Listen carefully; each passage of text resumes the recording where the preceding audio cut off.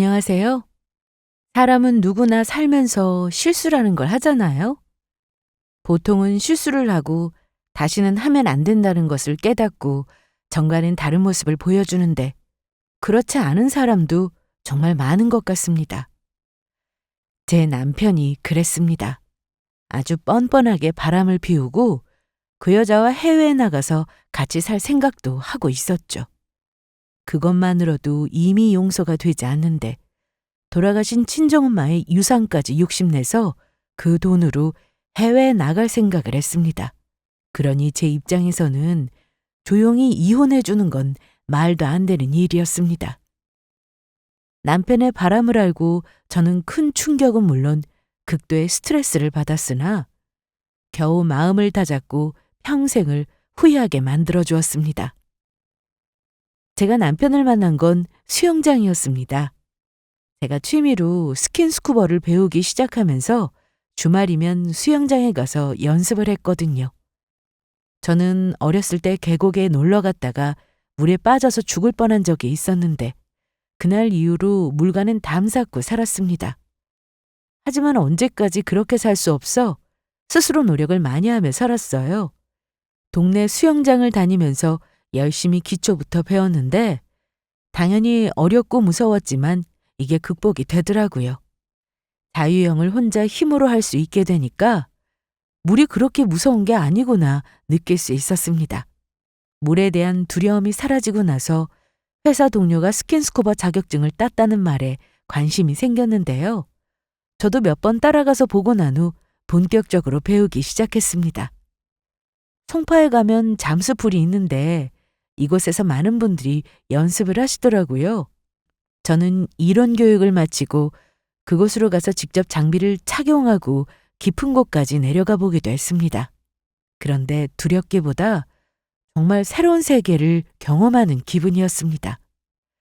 그냥 단순히 연습만 한 게 아니고 이왕 시작했으니 그래도 자격증을 따고 싶어 열심히 공부하고 연습했어요. 제주도에 가서 실제 다이빙도 하고 나서 자격증도 취득했습니다. 스킨스쿠버 자격증 중에서 가장 낮은 단계인 오픈워터였는데 저에게는 대단한 도전이었습니다. 그래서 성취감도 아주 컸죠. 요즘 주말마다 나간다며? 재밌어? 응, 너무 재밌어. 무거운 장비까지 차고 물속으로 왜 들어가나 이해 못했는데 해보니까 알겠더라.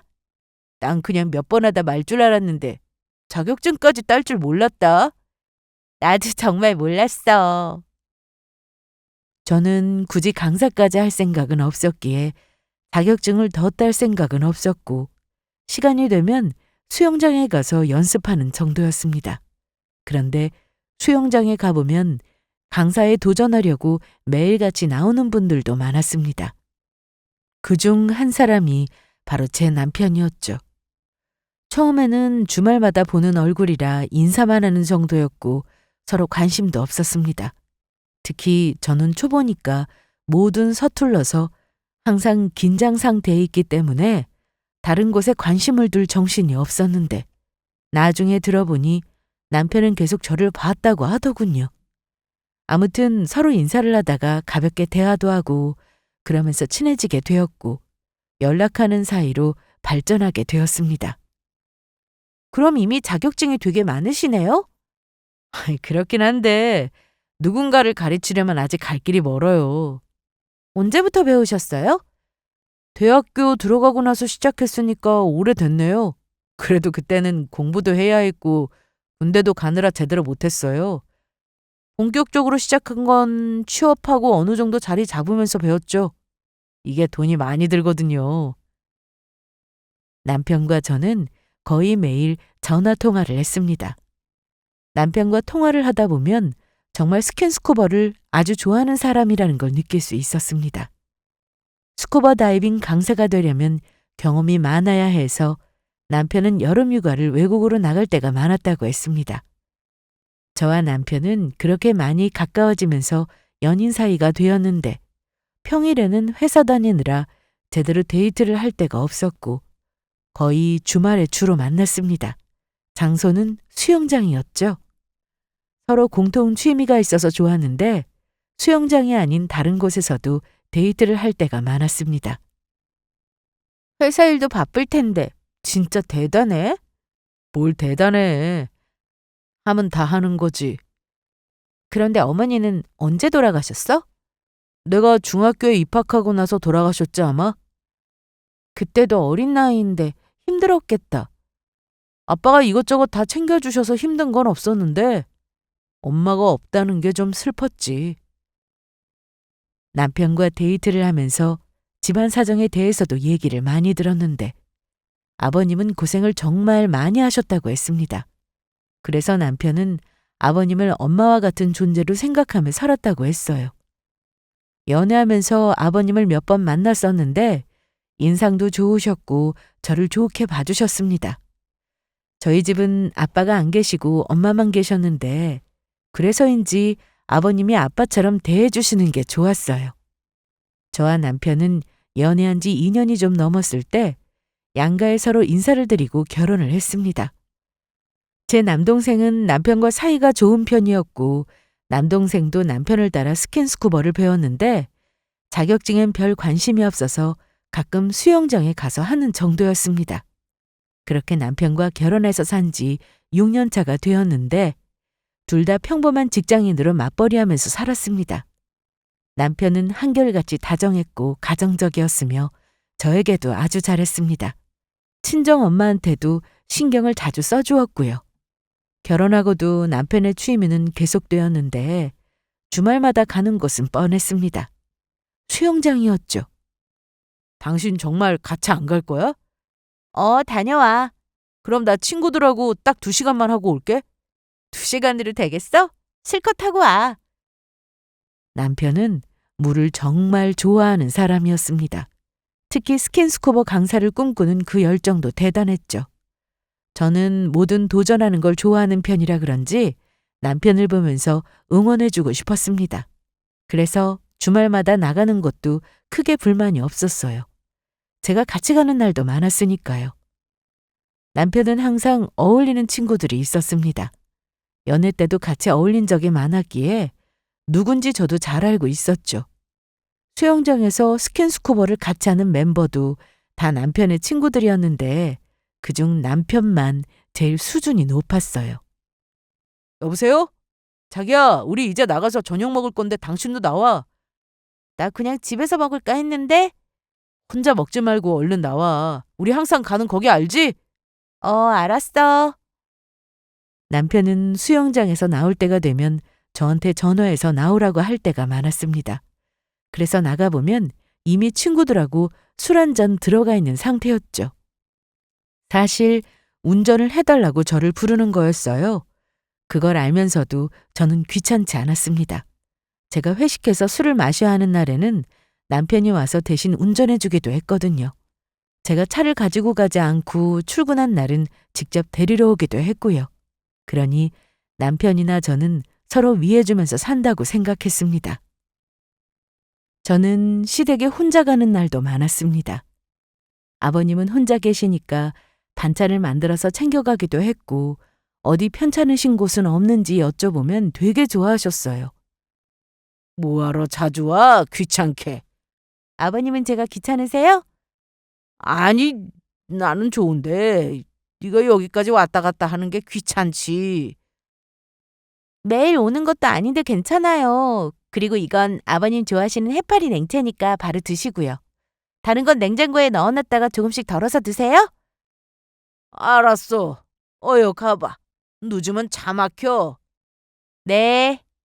어디 불편하신 곳은 없으세요? 없어. 아버님은 나이가 많으셨으나 되게 정정하셨습니다. 평소 등산을 좋아하셔서 산에도 자주 가셨고 걷기 운동도 매일 하실 정도로 건강하셨죠. 직장 생활을 오래 하시다가 퇴직하시고 서예를 한참 배우셨는데 지금은 아파트 경비 일을 하고 계십니다. 돈 때문에 하시는 건 아니었어요. 혼자 사시기에는 적지 않게 돈도 모아두셔서 자식한테 손 벌리지 않는다고 항상 말씀하셨으니까요. 그런데 조금이라도 기운이 있을 때 생산적인 일을 하고 싶다고 하셔서 경비 일을 알아보셨다고 했습니다. 요즘은 경비원도 뽑는 곳이 많이 줄고 경쟁이 치열해서 구하기가 어렵다고 하셨는데 얼마 전에 일하게 됐다면서 좋아하시며 전화를 하셨더라고요. 경비일 힘들지 않으시겠어요? 힘들기는 집에 혼자 있는 것보다 나가서 아파트 사람들하고 얘기도 하고 일하면 좋지. 돈도 벌고. 그래도 새벽까지 일하셔야 하니까 힘드시잖아요. 휴게 시간 있어서 괜찮아. 너무 무리하지 마세요. 그래, 내 걱정 말고 네 걱정이나 해. 아버님도 참. 알겠어요. 남편보다 저와 더 자주 연락하고 만나다 보니 아버님은 저를 더 믿고 의지하셨습니다. 남편은 평일에는 회사 일에 주말에는 수영장 가느라 정말 하루하루 바쁘게 살았는데요. 저는 나이가 들기 시작하니까 수영장에 가는 것도 힘들고 체력적으로 많이 딸려서 점점 다이빙을 안 하게 되더라고요. 사실 처음부터 저에게 스킨스쿠버는 단순한 취미였기에 당연한 결과였습니다. 하지만 남편은 그 일을 정말 좋아했고 뚜렷한 목표가 있었기에 굉장히 열정적이었죠. 남편은 그렇다고 해서 집에 소홀한 것도 아니었습니다. 집안일도 같이 하고 저와 따로 시간을 보내기도 했기에 남편의 취미에 대해서 불만을 가져본 적은 없었죠. 그런데 친정엄마가 평소 몸이 약하신 편이라 제가 신경을 많이 써야 했습니다. 아버님은 정정하셔서 가끔 반찬을 해서 드리는 거 말고는 신경 쓸 일이 거의 없었는데 친정엄마는 아니었죠. 예전에 수술도 몇 차례 하신 적이 있어서 더 몸이 약해지셨는데 남동생도 독립해서 혼자 나가 살다 보니 엄마 혼자서 식사도 잘 안 챙겨 드실 때가 많았습니다. 엄마, 내가 지난주에 가져온 반찬 그대로네? 맛이 없었어? 아니, 먹었어. 양이 많아서 다 못 먹은 거지. 그러니까 조금씩만 해. 남기면 버려야 하고 아깝잖아. 엄마가 많이 드시면 되잖아. 병원에서도 식사량을 늘려야 한다고 했는데 자꾸 먹는 양을 줄면 어떡해? 내가 옆에서 챙겨드릴 수도 없고. 엄마가 알아서 잘 먹고 있으니까 걱정하지 마.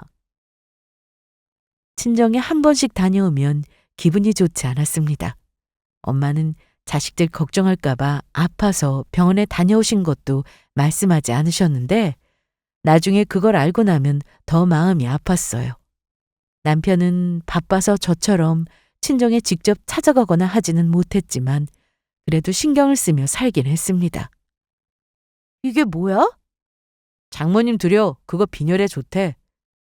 일부러 산 거야? 그럼. 요즘 장모님 좀 어떠셔?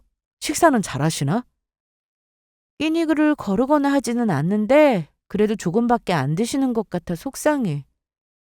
이번 주말에 같이 가볼까? 외식도 하고. 집밥만 드셔서 입맛 없으신 걸 수도 있으니까 나가서 맛있는 거 사드리자. 주말에 시간 되겠어? 당연히 되지. 친구들도 이번 주말은 못 나온다고 했고 나도 오랜만에 좀 쉬려고. 그래서 돌아오는 주말 엄마를 모시고 가까운 곳으로 나와서 고기도 먹고 바람도 쐬고 했습니다. 남편 말대로 밖에 나오니 엄마가 한결 기분이 더 좋아지신 것 같았어요. 엄마는 오래 걸으면 어지러움이 심해서 외출할 때 꼭 휠체어를 챙겼는데 남편이 항상 밀어드렸습니다. 장모님, 여기 오니까 좋으시죠? 그러네. 우리 김서방 덕분에 바람도 쐬고. 죄송해요. 제가 주말마다 나가서 노느라 신경도 못 쓰고. 선생님 준비한다고 했는데 잘 돼가나?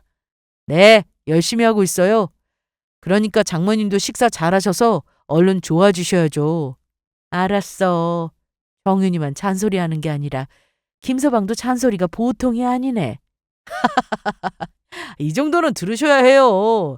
장모님 건강 생각해서 그러는 거니까. 그럴게. 밥 잘 먹고 운동도 하고. 저는 이런 남편을 온전히 믿고 살았습니다. 연락도 없이 늦게 들어오는 날도 없었고 저보다 남편이 전화나 문자를 더 많이 하는 편이었고요. 어디서 누구랑 있는지 항상 연락해 줘서 당연히 믿었습니다. 친정에도 잘하고 남동생과도 자주 연락하고 지냈으니 좋아하는 취미 정도는 실컷 할 수 있게 해주자고 생각했던 거고요. 결혼 전부터 하던 취미를 결혼하고 나서 못하게 하는 것도 좀 그랬고, 남편의 최종 목표는 강사였기 때문에 이룰 수 있게 돕고 싶기도 했습니다. 그러던 어느 날 엄마가 입원하실 정도로 몸이 안 좋아지시면서 저나 남편은 병원을 자주 찾았습니다. 누나 왔어? 엄마는 어때? 오늘은 아무것도 못 드시네. 속이 안 좋다고 하셔서. 어제 나랑 같이 있을 때만 해도 잘 드셨는데? 고생했다. 너 그만 들어가 봐. 내가 있을게. 알았어. 무슨 일 생기면 전화 주고 내일 올게. 저는 남동생과 교대하면서 엄마 옆을 지켰습니다. 사실 할 건 별로 없었어요. 엄마가 아직은 거동을 혼자 하셔서 화장실도 혼자 가실 수 있는 정도라 부축하는 거 말고는 크게 힘든 것도 없었죠. 밥도 병원에서 시간 되면 나오니까 숟가락에 반찬 올려드리는 정도면 충분했고요. 남편은 주말에 수영장도 가지 않고 병원으로 왔습니다. 병원 면회 시간이 정해져 있어서 남편은 잠깐 다녀가는 정도였지만 그래도 매번 병원에 찾아왔습니다. 병원에서는 이미 마음의 준비를 하라고 해서 동생이나 저나 알고는 있었는데 어디 그게 마음대로 되나요? 엄마가 병원에 입원하신 지 한 달이 넘어갈 때쯤 돌아가시고 말았습니다. 마음의 준비고 뭐고 그냥 눈물이 났죠.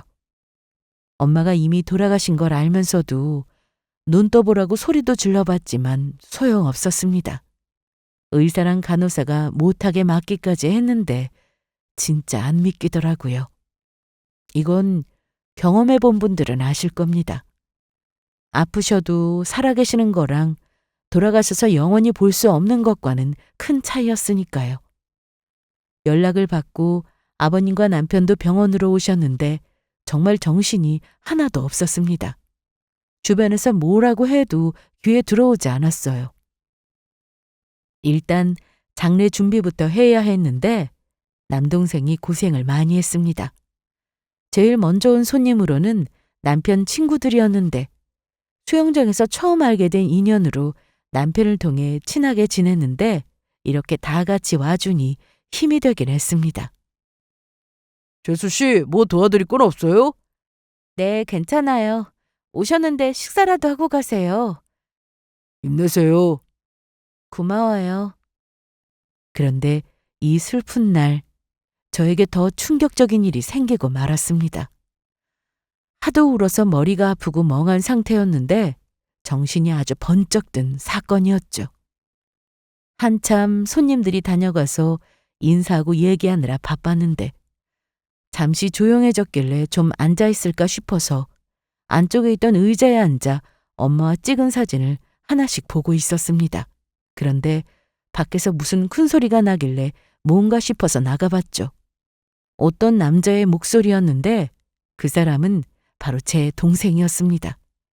남동생이 남편의 멱살을 잡고는 끌고 들어오고 있었는데 아니 준영아, 너 왜 그래? 어? 일단 이거 놔봐. 둘이 싸운 거야? 누나, 이 자식이 그동안 무슨 짓 하고 다닌 줄 알아? 야, 매형한테 이 자식이라니 대체 왜 그래? 이날 저는 남동생을 통해 남편의 바람을 알게 되었습니다.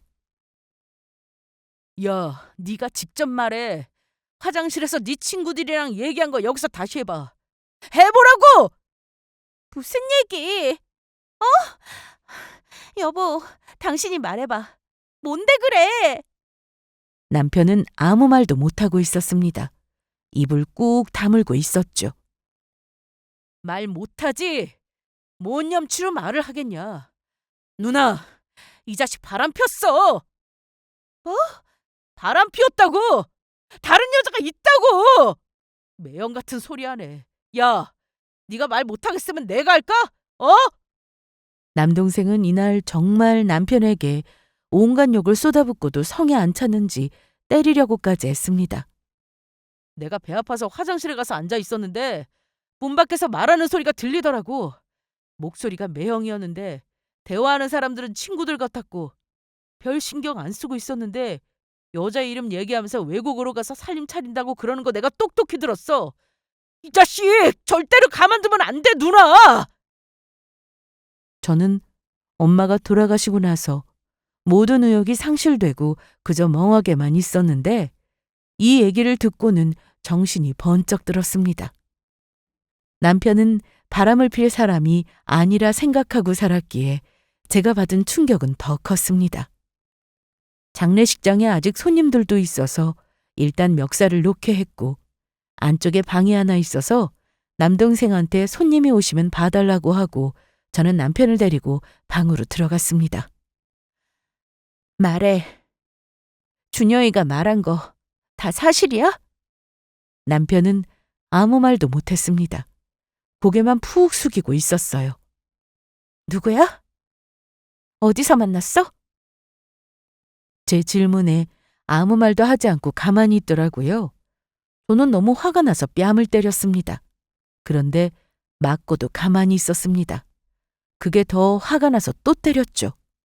그런데도 남편은 입을 열지 않았습니다. 계속 말 안 하겠다 이거야? 알았어. 아버님 내일 오신다고 했는데 지금 당장 오시라고 해야겠다. 잠깐만. 얘기할게. 다 말할게.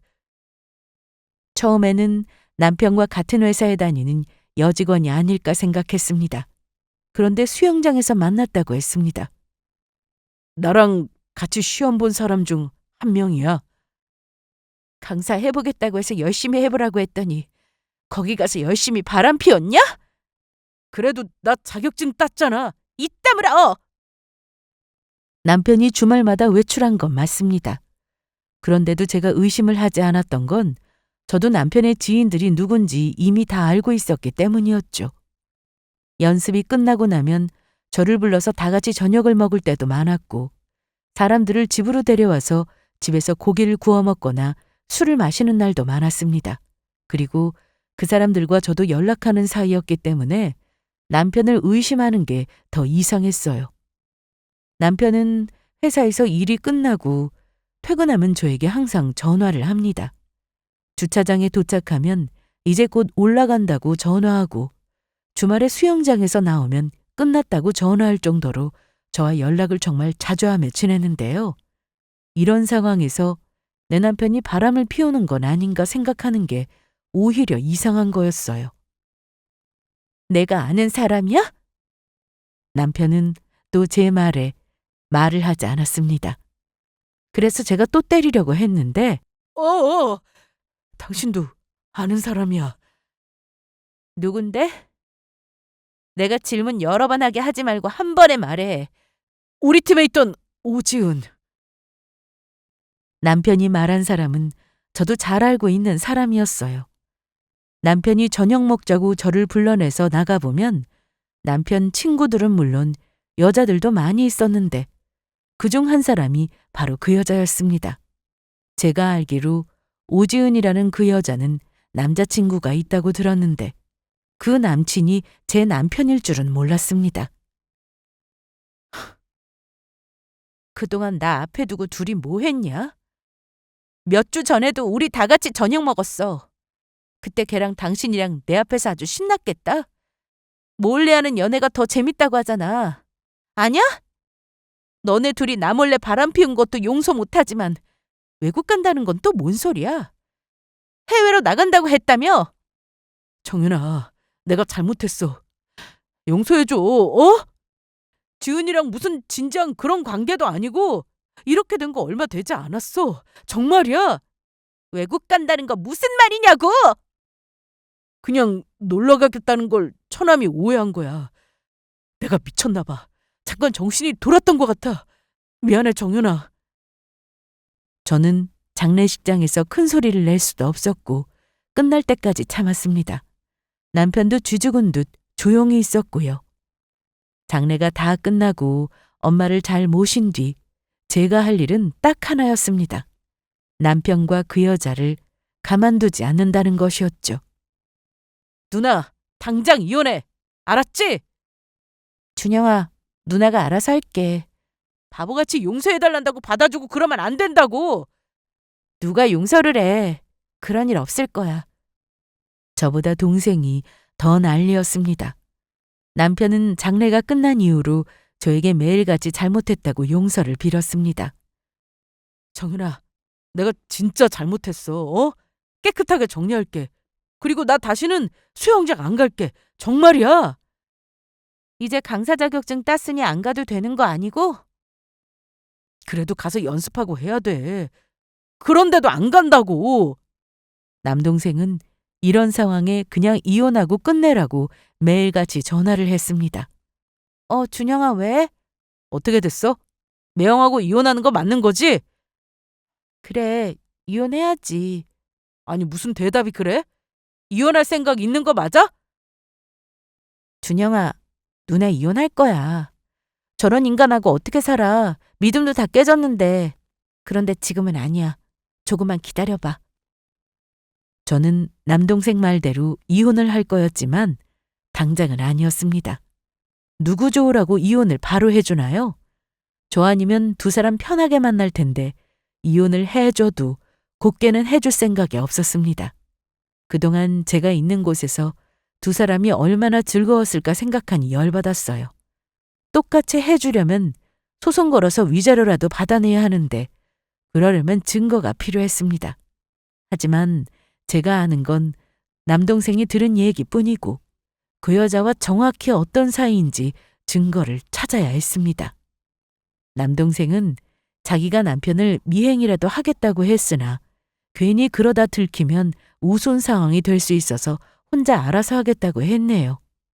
지금 당장 남편에게 핸드폰을 달라고 해봤자 이미 다 지웠을 테니 의미 없었고 제가 할 수 있는 건 남편의 말대로 용서해 주는 것이었습니다. 제가 용서했다는 건 진짜가 아니었어요. 엄마 장례가 끝나고 난 직후 저는 남편 친구에게 제일 먼저 전화를 걸었습니다. 그리고 바로 물어봤죠. 언제부터 알았어요? 저도 처음엔 정말 몰랐어요. 같이 있으면서도 우리한테 말도 안 하고 티도 전혀 안 냈으니까요. 그런데 최근에 진수가 말해줘서 알았어요. 우리도 그 말 듣고 재수 씨 알면 난리 난다고 말렸는데 안 들었어요. 그날 화장실에서 남동생분이 들어서 아시겠지만 우리는 그날도 진수한테 정신 차리라고 했다고요. 외국 나간다는 말에 나중에 후회한다고 그만하라고 했고요. 그러면서 저한테 이런 얘기까지 해주었습니다. 재수 씨, 두 사람 쉽게 헤어질 사이 아니에요. 내가 보니까 아직 썸 타는 정도 같은데 지금 용서 빈다고 받아주면 또 그럴 놈이라고요. 나도 내 친구라서 감싸주고 싶은데 아닌 건 아니잖아요. 그냥 깔끔하게 이혼하고 끝내세요. 이 말을 듣고 나니 이혼을 그렇게 쉽게 해줄 수가 없었습니다.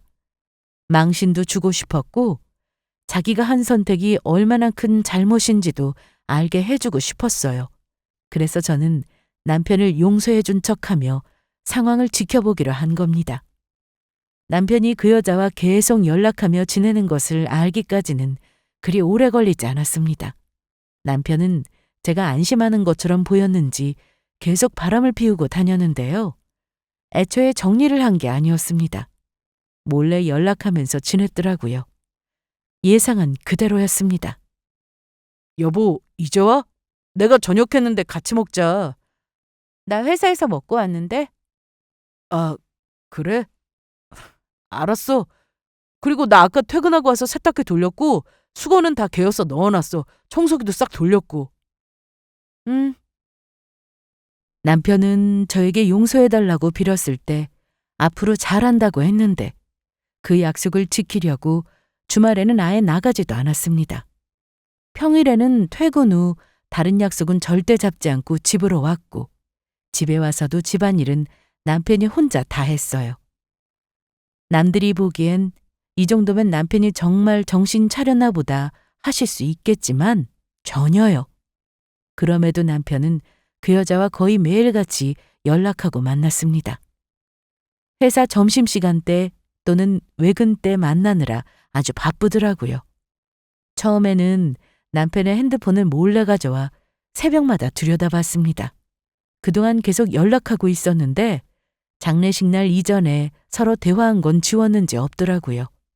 하지만 그 이전에 서로 대화했던 내용도 볼 수 있었습니다.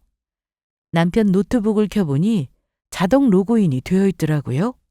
남편은 편하게 쓰려고 처음부터 그렇게 설정해 놓은 것 같은데 제가 이런 일에 쓰게 될 줄은 상상도 못했을 겁니다. 핸드폰에서 삭제를 했어도 PC에서는 대화 내용이 그대로 남아 있었는데 남편 말대로 제가 외도 사실을 알았을 때는 정말 진지한 사이는 아니었습니다.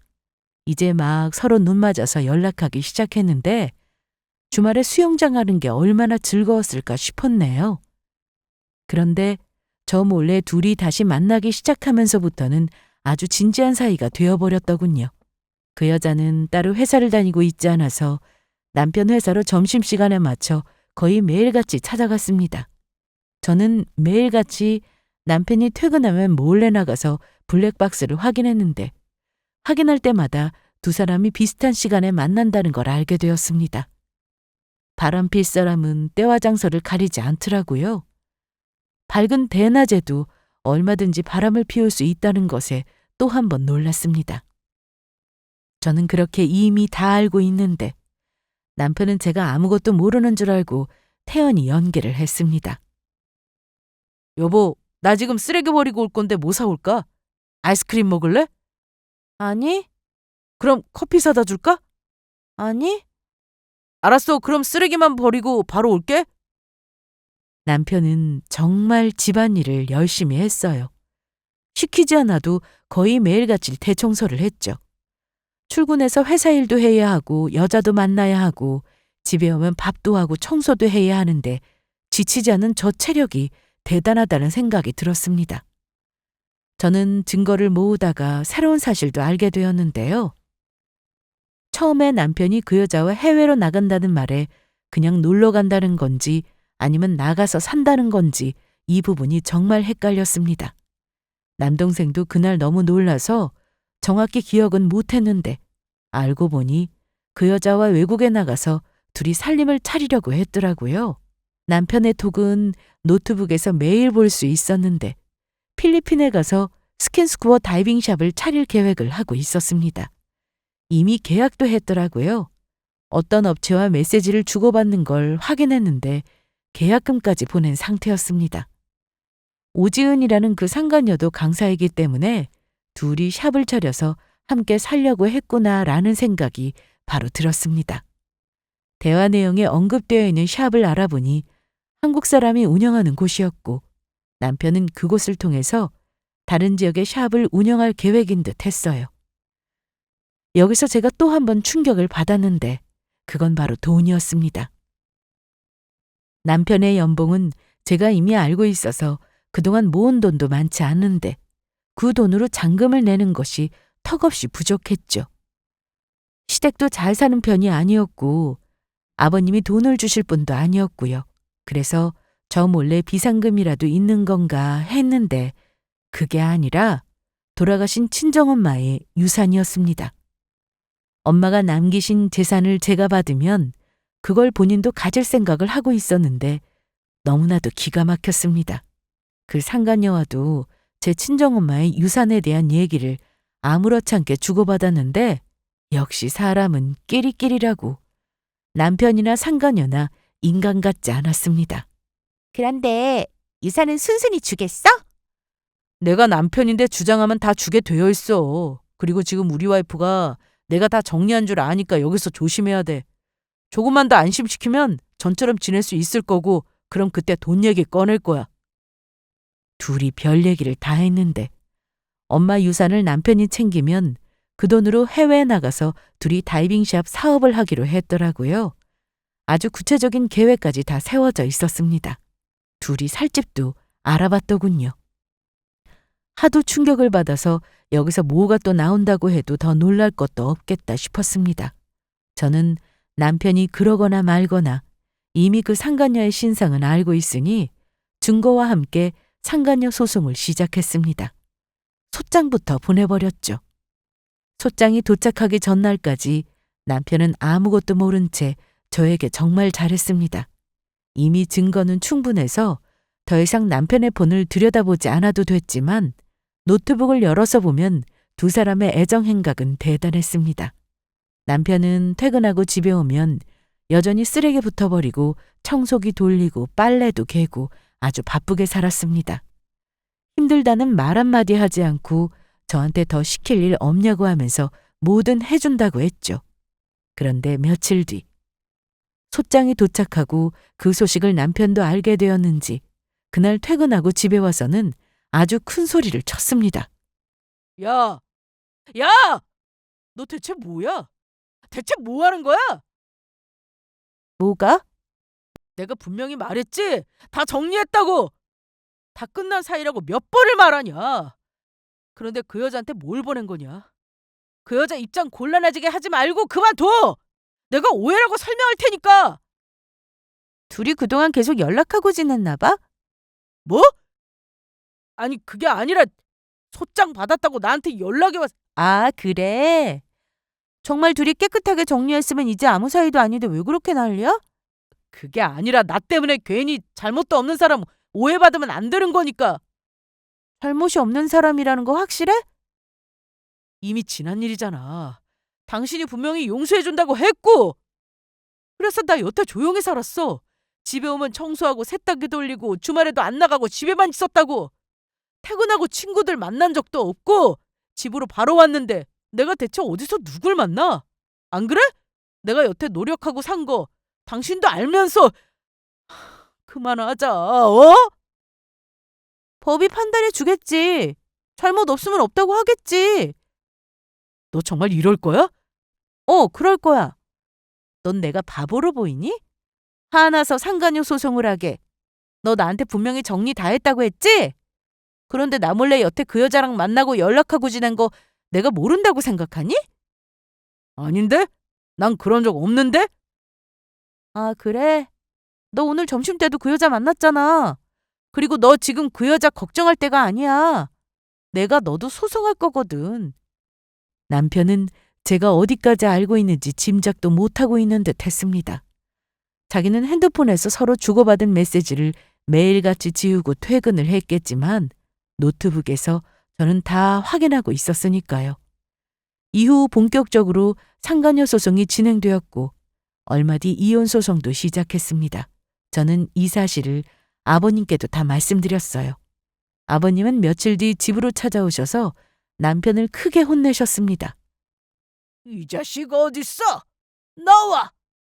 아버님, 밖에서 못 만나셨어요? 잠깐 담배 피우러 나간 것 같은데. 못 만났다. 나 냉수 한 잔 다오. 네, 내가 오늘 이 자식 다리 몽둥이를 그냥 가만두나 봐라. 어우, 속타. 아버님은 화가 많이 나신 상태로 오셨습니다. 그리고 몇 분 뒤 남편이 집으로 들어왔는데 아버님을 보고는 크게 놀라더라고요. 너 이리 와! 둘이 잘 사는 줄 알고 있었는데 지금 뭐 하는 거야? 어? 우리 정윤이만한 애가 또 어디 있다고 바람을 피웠냐? 너 지금 제정신이야? 아버지, 제가 알아서 할게요. 그리고 저희 문제입니다. 뭐가 어쩌고 어째? 그래, 니네 일인 건 내가 알겠는데 우리 정윤이는 나한테 딸 같은 며느리다. 내 친딸이었으면 너 같은 사위 절대 가만두지 않았을 거다. 아이씨, 아버지까지 왜 그러세요? 저도 지금 어떻게 할지 모르겠다고요. 애초에 한눈판 네 잘못 아니야. 뭘 잘했다고 큰 소리야? 남편은 아버님 앞에서 큰 소리 치다가 열이 받았는지 안방으로 들어가서 짐을 싸가지고 나왔습니다. 집 나가려고? 네. 그래, 나가라 나가. 이 집에 우리 정은이 혼자 살면 그만이지. 그런데 남편을 캐리어를 끌고 나가려다가 다시 들어와서는 방으로 들어가더니 뭔가를 계속 찾았습니다. 아, 이게 어디 간 거야? 이거 찾냐? 아버지, 그거 제 거예요. 주세요. 그렇게는 못하겠다. 아버님은 남편이 보는 앞에서 남편의 여권을 찢으셨습니다. 너 그 여자랑 해외로 도망이라도 가려고? 그렇게는 못하지. 재판받고 우리 정윤이한테 위자료 줄 준비나 해. 아버지는 대체 누구 편이에요? 아버지 자식은 제가 아니고 저라고요. 난 너 같은 자식 둔 적 없다. 여권 다시 발급받으면 그만이에요. 마음대로 하세요. 남편은 그렇게 열을 내고는 그냥 나가버렸습니다. 아버님이 오셨을 때 해외 얘기는 대체 뭐냐고 하셔서 말씀드렸더니 남편의 여권부터 가져오라고 하셨어요. 그래서 아버님 손에 남편의 여권이 있었던 겁니다. 소송은 예정대로 계속 진행이 되었는데 상간녀 소송을 하면 증거대로 바로 판결이 나오는 줄 알았는데 과정이 정말 지저분하더라고요. 상간녀로부터 답변서를 받았는데 대체 무슨 자신감으로 그런 내용을 썼는지 기가 막혔습니다. 저는 이미 증거가 차고 넘쳤는데 변명하기에 급급한 내용이었습니다. 자기가 한 말에 대해 입증할 증거도 없으면서 모든 내용이 다 거짓이었습니다. 그럴수록 본인에게 더 불리하다는 사실을 몰랐나 보더라고요. 이 소송의 결과는 뻔했습니다. 저는 몇 달 뒤 판결문을 받게 되었고 그 여자는 평생 상간녀 딱지가 따라다니게 되었습니다. 상간녀 소송이라는 게 길게는 1년까지 예상해야 한다고 해서 마음을 비우고 있었는데 저는 1년도 걸리지 않았습니다. 확실한 증거 앞에서 그 여자도 남편도 더는 할 말이 없는 게 당연했습니다. 소송이 마무리되는 동안 저 역시 많이 지친 상태였지만 아버님도 옆에서 많이 미안해하셨고 저에게 도움을 주는 사람들이 생각보다 많아서 무너지지는 않았습니다. 오히려 완전히 무너진 쪽은 남편이었어요. 결과가 이러니 다 체념하고 필리핀으로 갈 생각을 했던 것 같은데 그럴 수 없었습니다. 남편은 회사도 그만두고 외국에 나갈 준비를 했는데 계획이 다 틀어지는 바람에 노숙자보다 못한 모습으로 저를 찾아온 적이 있었습니다. 그 꼴이 뭐냐? 정윤아, 내가 정말 염치 없는 거 잘 아는데 나 좀 다시 받아주면 안 되겠냐? 나 다 끝났어. 걔랑도 끝났고 외국 나가는 것도 물 건너갔어. 네 의지로 정리하고 나 찾아온 거 아니잖아. 상황이 이러니 아쉬워서 나 찾아온 거 아니야? 그래도 나 반성 많이 했어. 나한테는 정말 정윤이 너뿐이구나. 내가 미쳐도 단단히 미쳤었구나. 반성 많이 했다고. 그 여자가 너랑 만나기 싫대? 혼자 출국했어. 저런. 너 버리고 혼자 갔어? 의리가 없네. 자꾸 그런 식으로 말하지 마. 나 진지하다고. 나도 진지해. 이런 식으로 나 찾아와서 불쌍한 척하면 내가 받아줄 거라 생각했어? 우리 예전으로 돌아갈 수 있어. 나만 노력하면 돼. 잘할게. 진짜야. 그 샵 계약이 제대로 성사만 됐으면 너 나한테 안 왔을 텐데, 그치? 네가 그걸 어떻게 알아? 나 너한테 그 얘기 안 했는데. 남편은 여권을 재발급받고 필리핀으로 떠날 계획이었습니다. 여기까지는 저도 알고 있는 내용이었어요. 그런데 외국에 나가서 아무렇지 않게 행복하게 산다는 건 말도 안 되는 일이잖아요. 저는 소송 준비를 하던 중 남편과 연락을 주고받았던 현지 매장에 전화를 걸어 담당자를 찾았습니다. 얘기를 해보니 남편 친구들 중 한 사람과 아는 사람이었고 그래서 남편과 연결이 된 거였어요. 오래전에 한국 사람이 운영하는 매장으로 소문이 나면서 돈을 많이 벌었다고 하는데 그 얘기를 남편이 친구로부터 전해 듣고는 솔깃했던 모양이었습니다. 그래서 나가서 자기도 그 사업을 하고 싶었나 본데 수영장에서 만난 그 상간녀와 같이 떠나면 좋겠다 생각했던 거죠. 제가 아니라요. 저는 그 담당자에게 계약 취소를 요구했습니다. 남편 같은 사람이 해외에서 한국인 상대로 다이빙샵을 운영하는 게 말이 되냐면서 말이죠. 그곳은 가족끼리 이민을 와서 사업을 하는 분들이 많다고 들었는데 상간녀랑 가서 원래부터 부부였던 것처럼 사업한다고 생각해 보시라 하니 좀 꺼려진다고 했습니다. 그쪽에서는 남편이 친구와 가서 사업을 한다고 했는데 친구가 아닌 상간녀라고 했더니 고민을 좀 해본다고 했는데 결국 계약이 무산된 겁니다.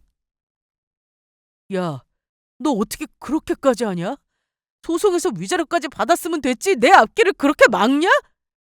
내가 취소했니? 그쪽에서 개인사는 관심 없다고 했었어. 그런데 한국 사람들 모인 곳에서 소문도 빨리 날 텐데 너네 같은 사람이 거기 가서 장사하면 이미지가 어떻겠니? 와, 너 무섭다. 진짜 이 정도였어? 무서운 건 너지. 벌써 까먹었어? 우리 엄마 재산 노리고 네 손에 그 돈 들어가는 순간 나랑 이혼하고 외국으로 튀려고 했으면서 누가 누구한테 무섭대? 아직도 정신 못 차렸냐? 다 돌려놔. 돌려놓으라고. 나 그것 때문에 회사도 그만뒀는데. 그게 나랑 무슨 상관이야? 다 네가 자초한 거잖아. 내가 회사 그만두라고 했어? 내가 여자랑 바람 피우라고 했냐고! 아, 몰라. 이제 어쩔 거냐고. 이혼까지 해놓고 전 남편은 저를 찾아와 이런 행패를 부렸는데요. 꼴 보기 싫어서 집에 들어가 찬물을 받아 나왔습니다. 내 인생 어쩔 거야? 어쩔 거야? 야, 너 물 좋아하니까 이거라 받아! 차워. 아프. 이게 진짜. 왜? 아직 부족해? 더 해줘? 빨리 안 꺼져? 남편은 옷이 다 젖은 채로 돌아가긴 했는데 어디로 갔는지는 모르겠습니다. 아버님 성격에 절대로 받아주실 분이 아니어서 그곳에 가진 않았을 거고 상간녀한테 버림까지 받아서 갈 곳이 없을 텐데 다 젖은 채로 돌아가는 모습이 불쌍하기는커녕 우습기만 했습니다. 저는 그런 일이 있고 난 후 한동안 집 앞에 있는 수영장에도 가지 않았습니다. 물이라면 지긋지긋했거든요. 엄마가 남겨주신 재산은 남동생과 똑같이 나눠 가졌는데 당장 큰돈이 생기니 뭘 할까라는 생각보다 엄마 생각이 더 간절했습니다. 이 돈 없어도 되니까 엄마가 다시 살아 돌아왔으면 좋겠다는 생각이 들더라고요. 그리고 한편으로는 이 꼴을 엄마가 못 보고 가신 게 다행이다 싶기도 했습니다. 제 속도 말이 아닌데 엄마가 보셨으면 더 속상해 하셨을 것 같아서요. 저는 현재 지난 아픔에서 벗어나 아주 잘 지내고 있습니다. 회사에서 승진도 했고 남동생과 얼마 전엔 여행도 다녀왔습니다. 동생이 결혼할 여자가 생겼는데 식 올리기 전에 다 같이 여행을 가고 싶다고 해서 함께 다녀왔네요. 앞으로도 동생네 가족과 잘 지내보고 싶고 저도 열심히 회사 다니며 회사에서 오를 수 있는 곳까지 올라가 보고 싶은 목표가 생겼습니다. 시련은 있어도 실패는 없다는 말이 있듯이 저에게도 잠시 시련이 왔다 갔다고 생각합니다. 여러분들도 지금 혹시 힘든 시간을 보내고 계신다면 잠시 시련이 왔나 보다 생각하시고 시간이 지나면 다 지나간다고 믿어보세요. 그 순간은 반드시 오더라고요. 그럼 저는 여기서 이만 제 사연을 마치겠습니다. 감사합니다.